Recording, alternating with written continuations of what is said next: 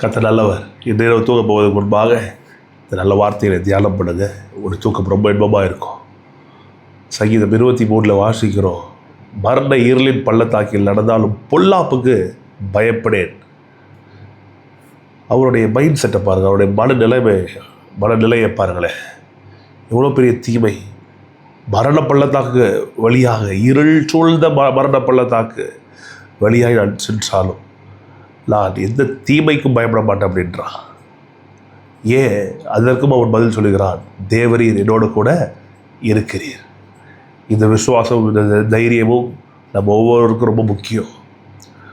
ஒவ்வொரு நாளும் ஒரே மாதிரி இருக்கிறது கிடையாது. ஒவ்வொரு நாளும் ஒவ்வொரு சவால்களை நம் வாழ்க்கையில் கொண்டு வருகிறது. ஆனால் கர்த்தருடைய வார்த்தை நம் மனதிலையும் நம்முடைய இருதயத்திலையும் உள்ளத்தில் இருக்கும்போது பெரிய நன்மைகள் உண்டாக ஆரம்பிக்கிறது.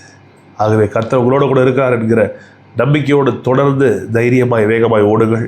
கர்த்தர் பெரிய காரியங்களை உங்களுக்கோ உங்கள் வீட்டாருக்கோ செய்ய வல்லவராக இருக்கிறார். Good night. God bless you.